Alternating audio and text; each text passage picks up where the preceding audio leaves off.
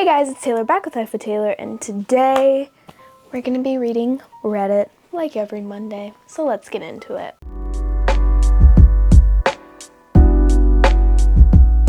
Alrighty, let's see what we're reading today. Paranormal. Alrighty, here's the first one. My mom wrote the wrong name on a Christmas place card and it revealed a family secret. Ooh. I swear on everything that this is a true story. This happened just a few weeks ago.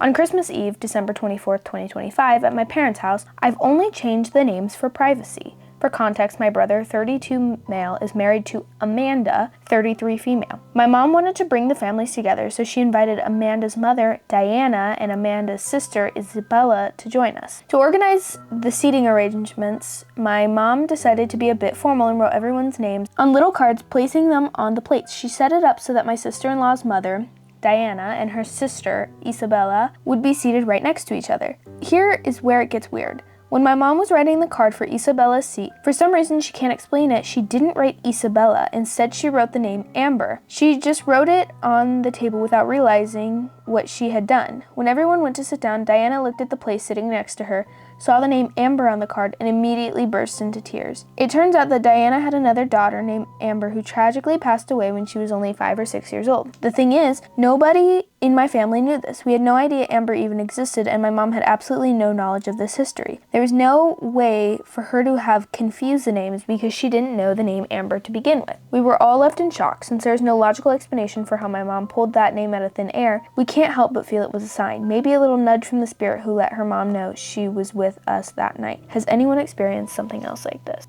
I don't know. Let's read. We're gonna read one comment because these are stories. Let's see. I completely believe this was something unexplained, but put your mom in an autopilot to bring a mess from the other side. I had a similar event at work a few months ago. I was documenting in a patient S chart, and for some reason, when I went to write down the patient's last name, I wrote something completely off the wall that wasn't even a last name, more like a random nickname. Example, last name was Smith. I wrote out of nowhere the word Gizmo. I said to myself out loud, making fun of myself, Gizmo, why on earth would I do that? My coworker next to me looked up and said, what did you say? I repeated myself and she started crying. She said, my father's B-day is today and he passed away suddenly last year. That was his nickname for me. She said she was upset thinking about him all day and then she suddenly heard me say his nickname for her out loud. It was such a surreal moment, it almost brought a comfort to her in a way.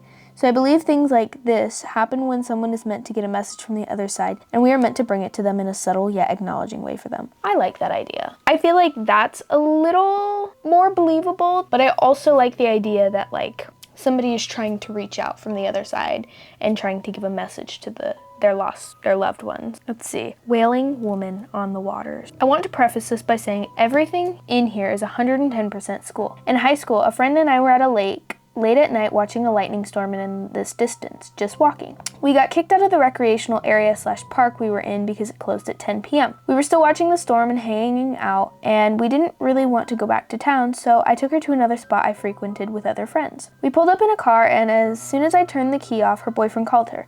Granted, he was a POS, but he was calling because he got a weird feeling and wanted to make sure we were okay. I thought he was just trying to interrupt her hanging out with someone who wasn't him. So we get out of the car and walk over to the edge of the low cliff that overlooks the lake, the same lake / thunderstorm view we had just been watching. Sat down and continued hanging out. At first, I thought it was the wind in the distance. It hadn't been a particularly windy night, but the storm was moving closer, so who was I to question it? Then it started to get louder, bouncing off the cliffs around us, off the water below us that was quietly crashing against the sand. I remember we stopped talking and looked at each other, listening to what was becoming increasingly clear as sobbing. Not just normal crying, a wailing, sobbing woman. We kind of stopped talking after that and just listened to it. It was a big lake that was extremely popular. It could be anyone. It was still further off, and we figured someone was having a bad day, until it started getting louder and closer. With the way sound bounces, it's hard to tell which direction it was coming from, but it was getting closer. At this point, we felt totally silent. I remember the feeling of the air around me, stagnant and thick with tension. My friend and I rigid next to each other. We had been debatedly wind or a bad day was raising the hairs on my arms, the back of my neck prickling, an overall body feeling that can only be understood by those who have experienced it. In the back of my mind, I was thinking about what my friends say they had encountered out here. What their friends said they had encountered Wow, am I just a bad reader? Or is this like not great grammar? What their friends said they had encountered out here. As it got closer, the sobbing became more clear and more intense. What started off as normal sobbing was now clothes tearing, teeth gnashing, bent over in grief, wailing and sobbing. I can't tell you why we didn't get up and leave, other than we were rooted to our seats in abject horror and confusion. A few more moments of her melancholy breakdown, and finally it was too close. I could hear greenery rushing, and it sounded like this woman was the next few shore segments over. Not an easy pass between cliffs, but I finally unfroze. Instinct to get out of there kicking in. I calmly asked my friend, "Hey, do you want to head back to town?" As soon as these words left my mouth, there was an instantaneous reaction. A wail I've never heard, crashing branches, and it was moving for us quick. The instinctual terror I felt in that moment was yet to be matched in my life. Thank God my car was less than 30 yards from us. We leapt up, sprinting back to my car. I had always been trained not to run from predators, and I did as I thought to myself. You're not supposed to run, it'll trigger its predative drive. But there was no accounting for how visceral the fear was, the overall strangeness I felt that night. I unlocked the car as we were running. We threw ourselves in, and before the doors even closed, I was speeding down the road at 50 miles per hour. To this day, we have no idea what it was, and never went back at night. I refused to be out there at night with any less than 4 other people. Even then, those woods still freaked me out. I feel like that would be like horrifyingly creepy if I heard that, but also, is it a story? I don't know, I just don't fully believe people when they're like, this is 100% real. I need proof, but also like, it's very descriptive. So it could be real, but it could be a very descriptive story, you know? Like, here is a comment. Terrifying. I remember hearing a similar wailing sound, but more like screaming in rage, and I wasn't in some remote wilderness. I was standing on my own porch. I live in a densely populated suburbs, 25 to 30 minutes from the city, but this was after midnight. I had stepped out for a smoke. It was faint and distant at first, like it was coming from the tall trees in my neighbor's yard. I tried to brush it off, thinking it must be raccoons fighting or something, but then the screaming got louder and closer, as if it was someone standing across the street from me. There was no one there, but it felt like whoever it was did not want me there. I threw the cig away and quickly headed back inside. In my 10 years living here, it was the only time I experienced something like this. Somebody said coyote. Somebody else said you sound like ChatGPT. Ooh, could be a banshee. People are saying could be an animal, could be a banshee. So it's like a 50-50 draw here. And I think I'm like 50-50. I don't know. I don't know. I would like to think that it's something paranormal, and based on like the image that I had in my head when I was reading this was like, that sounds straight out of a movie. That sounds horrifying.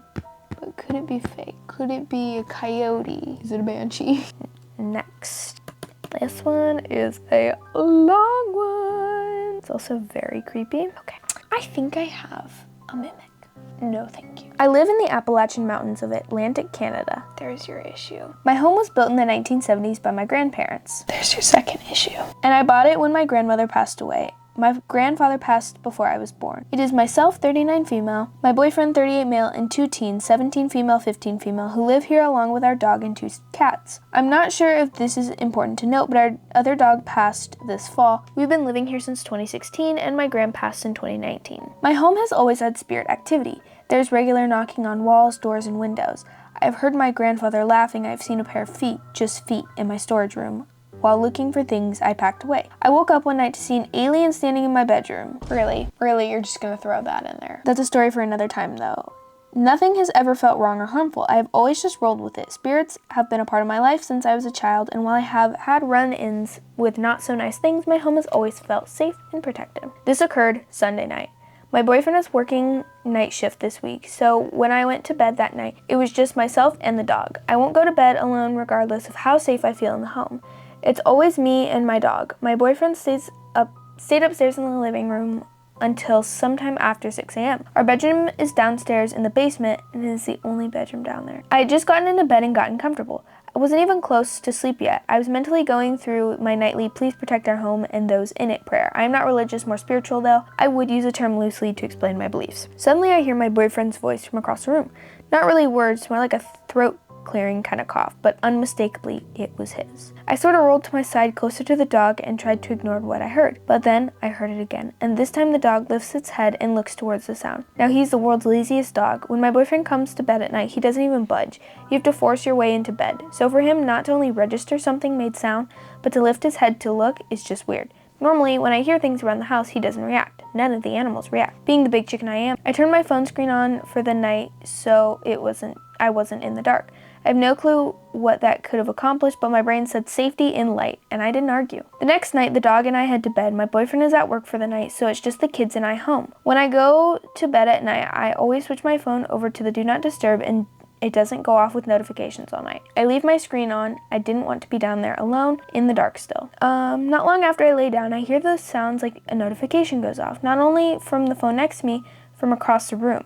It wasn't even the sound on my phone would make. It was a generic notification sound. There is nothing in our room to make that noise. No TV, no other devices, only my phone. Again, I try to ignore it, but it sounds again. Still at the other side of the room where I had heard my boyfriend's voice in the night before. I mentally have a nope moment, slide over to where the dog is and grab onto him till I fall asleep. I am thinking to myself, I have 90 pounds of dog with me, nothing will mess with me, and try to fall asleep. Last night was uneventful, but I was still not feeling well. Honestly, I haven't felt well since getting the flu at Christmas time, and I fell asleep as soon as my head hit the pillow. My daughter, 17, has recently told me about hearing voices throughout the house and when she's home alone. She will hear people milling about the house. She generally doesn't leave her room often. She's in her moody teen, antisocial stage. She hears the main door open and close when she knows we're not going to be home for a while. Someone will call her name when she's out walking alone, but no one will be nearby. All of this means she now keeps earbuds in and plays music when she knows she's alone so she doesn't hear it. Up until this point, the only regular times I hear voices in the house is when I'm running the vacuum. I will hear voices just under the sound, never loud enough to make out what's being said, but enough to know there is more than one voice. It is enough that I will shut the vacuum off and listen for someone to be talking. I'm not sure what to do here. Is this a mimic? I don't know. I approached a friend about it who's into paranormal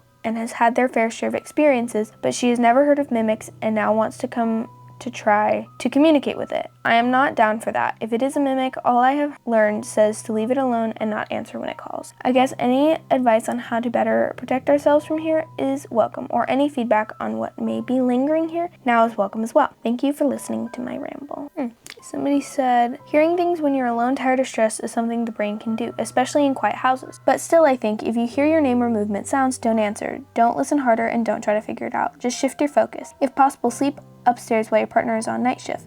Add a lamp with warm light, not phone light, and please, ma'am, close the bedroom door. And I certainly advise you to set your phone to record audio overnight. Don't monitor it live, review it later in daylight. Lots of people experience this at your age. In my opinion, it doesn't mean anything is wrong with you, and it doesn't mean it will last. I agree with that. Adding a source of light into our room, as well as the main room in the basement, is on my to-do list. I've also considered sleeping on the couch while he's on nights. It wouldn't be the first time I have done so, lol. My door to the bedroom is always closed at night to keep the cats out and the dog in. Stress has been suggested to me as a cause. There's some health issues with my senior father and my son with school, but I wouldn't say I'm overly stressed out. I'm more taking things as they come with all, as most of it is outside my control. I haven't thought about using my phone to record at night. That is a really good idea. When my boyfriend switches back to nights, I will definitely do that. Okay, well, yeah, I don't...